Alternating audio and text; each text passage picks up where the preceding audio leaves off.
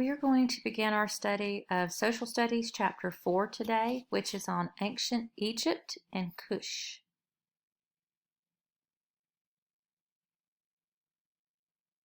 The video that you just saw is what you watched yesterday. Here are all the music videos that go along with this chapter. And today we're going to deal with Lesson 4.1, Geography and Ancient Egypt. So our big idea, the water, fertile soils, and protected setting of the Nile Valley allowed a great civilization to arise in Egypt around 3200 BC or BCE. The main ideas: Egypt was called the gift of the Nile because the Nile River gave life to the desert. Civilization developed along the Nile after people began farming in this region. Sound familiar? And strong kings unified all of Egypt. You're going to come back and watch this funny, which has nothing educational about it, video, but it's just cool to watch. So come back and watch it. All right, so the Nile River brought life to Egypt and allowed it to thrive. If you'll remember Mesopotamia, we had the Tigris and the Euphrates rivers. So now in Egypt, we had the Nile. There are different accounts to whether or not the Nile flooded annually or biannually, so once a year or twice a year. But either way, the flooding of the Nile, just like the flooding of the Tigris and the Euphrates, this made farming possible in Egypt. Now we know that the Nile is the longest river in the world. It has a distance of over 4,000 miles. And ancient Egypt contains two regions, like Mesopotamia. We've got a southern and a northern region. And they were given their names by their relation to the Nile River. So you kind of have to trick your brain, because you would think the southern would be on the bottom and the northern on the top. It's not that way. You've got the northern on the bottom and the southern on the top, and that's because the Nile River flows out into the Mediterranean Sea, and you'll see on a map in just a second.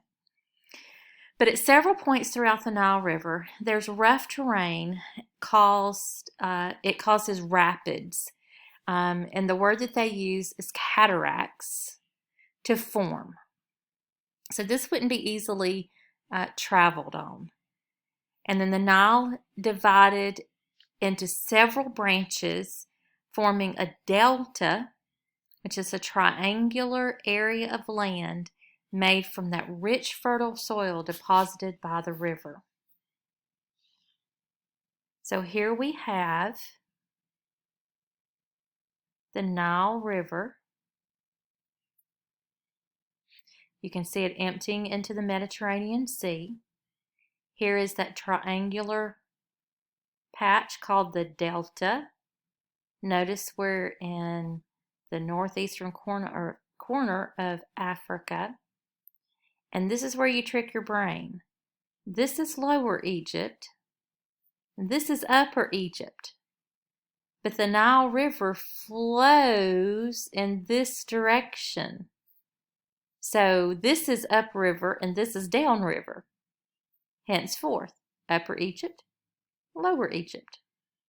And then we've got Nubia and Kush that we'll talk about later. So the flooding of the Nile. Okay, so little rain fell in the Egyptian desert. But the Nile, we're going to go with it flooded annually because that's what it says in your book. The Nile flooded every year in the summer and the fall. So again, there's some debate here. Biannual, annual is kind of a toss-up. The Nile's flooding coated the land around it with rich silt that made the ideal soil for farming. Without the floods, just like in Mesopotamia, people could have never farmed in Egypt. The Nile provided both water and fertile soil for farming. And Egypt's location offered another advantage because it had natural barriers that made it hard to invade them.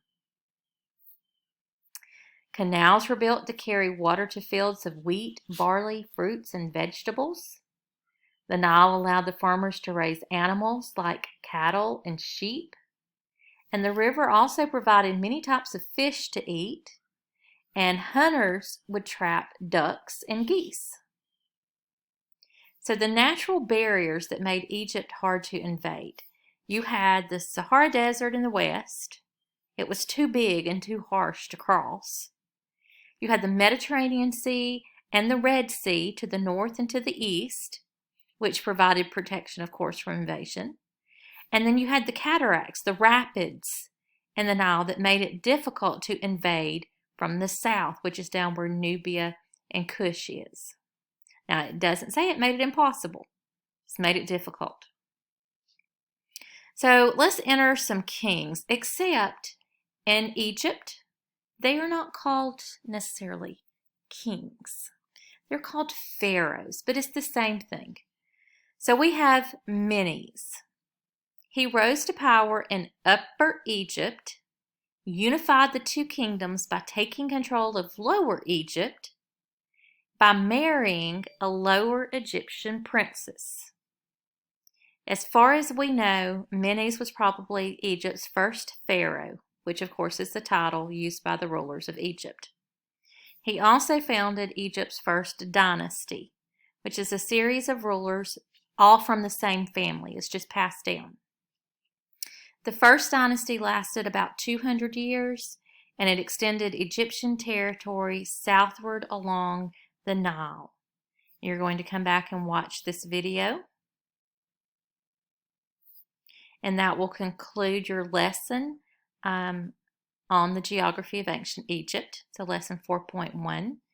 Please make sure that you come back and not only watch this video, but the video that is on, actually, no, I'm sorry. Never mind. You're just going to watch this video. You'll watch the video that's on the next slide tomorrow. So don't go ahead and watch this video. That's for tomorrow. And then we will pick our study back up with lesson 4.2, which is on the Old Kingdom.